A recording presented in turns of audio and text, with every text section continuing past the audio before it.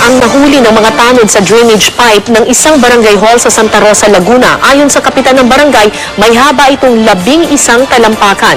Pagkahuli sa sawa, nilagyan ito agad ng tape sa bibig at binasa ang nguso para hindi ma-dehydrate. Ito rin ang lumabas doon na sawa, 2 taon na ang nakakaraan. Hinala nila lumaki na sa lugar ang hayop na ito at nangingitlog pa sa loob ng drainage. Nakatakda naman itong i-turnover sa DNR. Nananawagan ng tulong mula sa gobyerno ang mga nasunugan sa Barangay Damayang Lagi sa Quezon City. Kailangan daw nila ng mga tent na pansamantalang matutuluyan. Naghatid naman ng tulong para sa kanila ang GMA Kapuso Foundation. At live mula sa Quezon City, may report si Trisha Zafra. Trisha? Rafi, sa mga kalsada at mga eskinita muna sa palibot nitong barangay hall, nananatili ang may 600 pamilyang nasunugan kahapon dito sa barangay Damayang Lagi sa Quezon City. At para pansamantalang matugunan ang kanilang mga pangailangan, ngayong gabi namigay ng ayudang bigas, noodles at delatang ulam, pati na mga damit ang GMA Kapuso Foundation. Laking pasalamat, Rafi, ng mga nabigyan ng tulong. Hindi raw kasi sila makapagtrabaho ngayon dahil nawala lahat ng kanilang ari-arian. Nananawagan ang barangay sa iba pang mga ahensya na bigyan sila ng tent na pansamantalang masisilungan ng mga nasunugan habang hindi pa nila muling naitatayo ang kanilang mga tahanan. Ayon sa kapitan ng barangay, sa kanyang pagkakaalam, hindi bababa sa 7 beses nang nagkasunog dito sa barangay simula noong 1988. Kaya para maiwasan daw na maulit pa ito, sana raw aprubahan ang ipinapanukala nilang 500,000 pisong budget para mabigyan ng fire extinguisher at maturuang gumamit nito ang mga taga rito.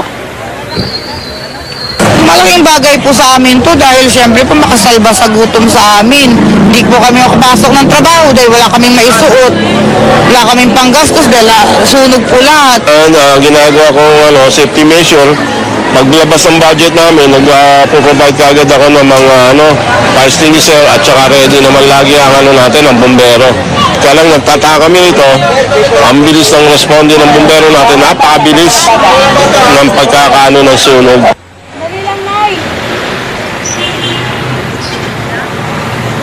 Rafi, isa pa raw problema nitong barangay ang kawalan ng covered court o kaya ng multipurpose gym na maaari raw magsilbing evacuation center ng mga nasunugan. Pero bukod daw kasi sa sunog, flood prone din daw itong lugar, Rafi, kaya kailangan daw talaga nila ng mga ganitong struktura. Pero sabi ng barangay, sa city government daw nakasalalay ang desisyon na magpagawa ng mga ganong istruktura rito sa barangay. Rafi?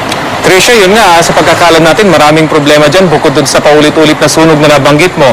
Alam ko, naapektuhan din yan sa road widening na ginawa at pati yung paglilinis ng kalapit na ilog dyan, Trisha. So ano ba yung status ng komunidad na yan, Trisha? Mga informants at least, sino ba may-ari ng lupang yan, Trisha? Rafi, maaari bang pakiulit? Medyo napuputol-putol yung... Nabanggit ko lang, Trisha, na talagang maraming problema dyan sa Damayang Lagi dahil ilang beses na nga nasunog, nabanggit mo yan. At bukod dyan, naapektuhan din yung mga residente dahil nilinis yung kalapit na ilog at meron ding road widening na ginawa dyan at may mga napalis sa ating pagkakaalam na ilang residente. So ano ba yung status ng lugar na yan at yung mga residente dyan sa lugar, Trisha? Okay, mukhang nagkakaproblema po talaga sa ating linya ng komunikasyon. Maraming salamat po na ito report. Hindi ko nakuha ang kahit sa kalahati nung unang bahagi ng tanong mo, Rafi. Okay, nagkakaproblema talaga tayo, Trisha. Maraming salamat na lang sa iyong report. Si Trisha Zapa po yan.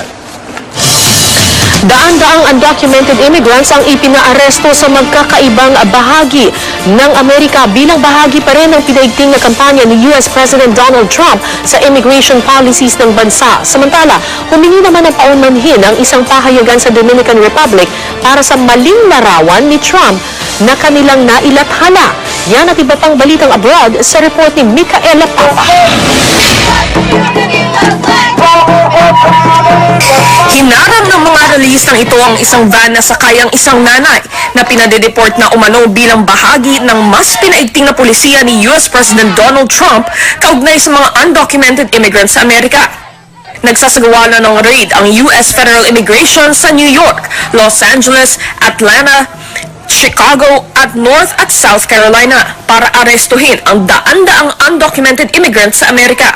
At kabilang nga riyan ang naturang ina na nakonvict na raw noong nakaraang 8 taon matapos madiskubring illegal siyang nagtatrabaho sa Amerika. I knew that we're gonna keep on fighting until she comes home with us. Ayon naman sa Immigration and Customs Enforcement, nahatulan na rin ng identity theft ang babae noong 2009. Kinwestiyon ng Democrats at legal scholars ang polisiya ni Trump na anilay judicial usurpation of power. Si Trump naman, dinipensahan ang isinagawang pag-aresto sa undocumented immigrants. Inaalis lang daw ng mga otoridad ang mga kriminal sa bansa, kabilang na ang gang members, drug dealers at iba pa, tulad ng ipinangako niya noong kampanya. Sa isang pambihirang pagkakataon naman, nagtipon-tipon ang mga Mexican mula sa iba't ibang probinsya nito para kondenahin ang mga pulisiyang ipinatupad ni Trump laban sa Mexico. Kabilang dyan ang mas mahigpit na immigration at trade policies ng Amerika sa Mexico. Marami ang nangangambang mas lumalim pa ang pinsalang dulot ng pulisiyang ito ni Trump. Esas políticas amenazan. These policies threaten everyone's rights, threaten the rights of migrants in the U.S., and put the Mexican economy at risk. Ang Mexico ang itinuturing na pangalawang pinakamalaking economy sa Latin America. Nagprotesta rin sila laban kay Mexican President Enrique Peña Nieto na umano'y bigong tugunan ang korupsyon at karahasan sa Mexico. Samantala, humingi naman ng paumanhin ang pahayagang El Nacional sa Dominican Republic matapos ilathala ang maling litrato ni US President Donald Trump. Lumabas kasi sa kanilang artikulo na tungkol sa negosasyon ng Amerika at Israel ang larawan ng Hollywood actor na si Alec Baldwin sa halip na kay Trump. Gumaganap si Baldwin bilang si Trump sa satirical show na Saturday Night Live. Binabatikos ng programa ang immigration order ni Trump laban sa mga individual na mula sa 7 Muslim-majority countries. Paliwanag naman ng El Nacional, hindi napansin ng kanilang editors na larawan pala ni Baldwin na kuha ng isang newswire agency ang lumabas sa artikulo nila. Pinalikas na ang may 200,000 residente ng Oroville, Northern California na nakatira malapit sa pinakamataas na dam sa Amerika. Unti-unti na raw kasing gumuguho ang auxiliary spillway ng dam na posibleng magdulot ng flash floods. Micaela Papa, GMA News. Susunod, sa katatapos lang na 59th Grammy Awards sa Amerika, ang British pop singer na si Adele. Na-sweep niya ang 5 kategorya kung saan siya nominado. Samantala, nagbigay naman ng kanilang sentimiento ang ilang artists sa mga pangyayari at politika sa Amerika. May report si Victoria Tulad. Humakot ng awards sa katatapos lang ng Grammys ang British pop singer na si Adele. Nanalo siya sa lahat ng 5 categories kung saan siya nominated.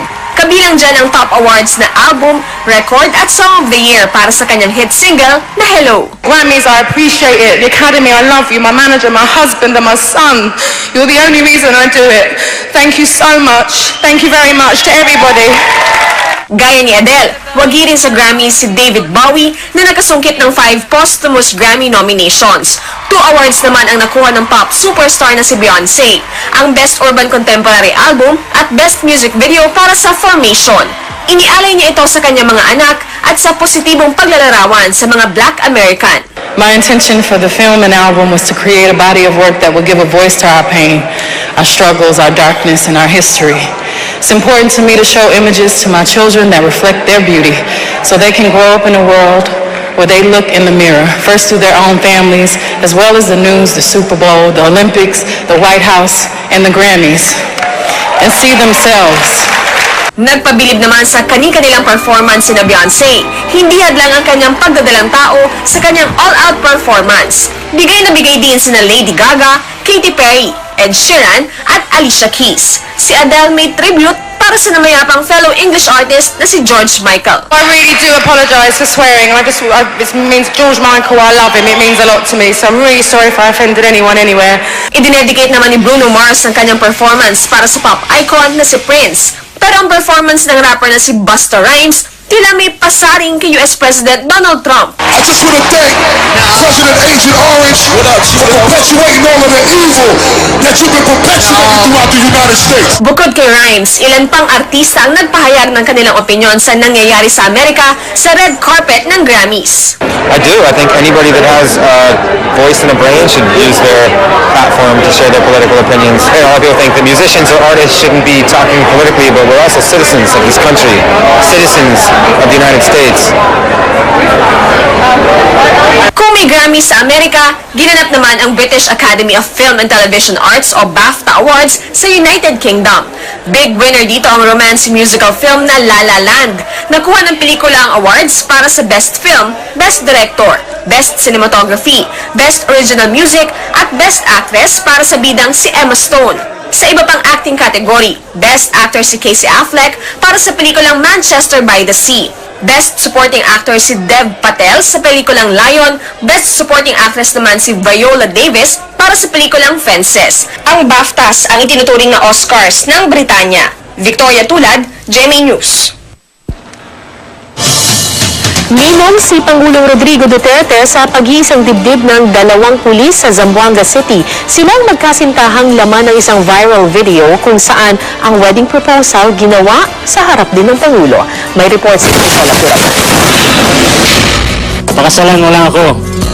I still have forever para bumawi as your husband. Naging viral ang video ito ng marriage proposal ng isang police captain sa kanyang girlfriend na isa ring police captain.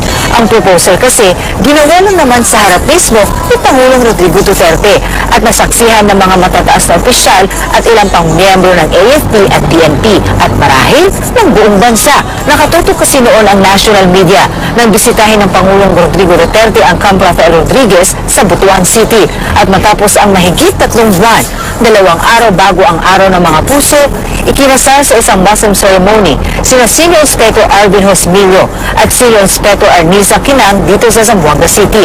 Espesyal na bisita ng dalawa si Pangulong Duterte na personal na nakasaksi ng hingi ni Hosmillo ang kamay ni Kinang. At dahil parehas na nasa serbisyo ang bagong kasal, bili ng kanilang ninong digong.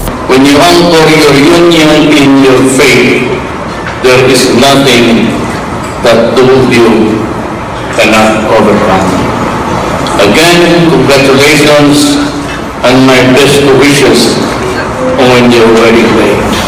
Magkaklase at kabilang sa PNPA Class of 2012 sina Hosmillo at Kinang na mahigit 5 taong magkasintahan bago ikasal. Kaya bago pa man ang formal na seremonya, di na naitago ni Hosmillo ang excitement. Hindi na sila nagsalita sa harap ng kamera, pero sabi ng bagong kasal, masayang masaya sila sa araw na ito. Mula rito sa Zamboanga City, Marisol Abduraman, GMA News.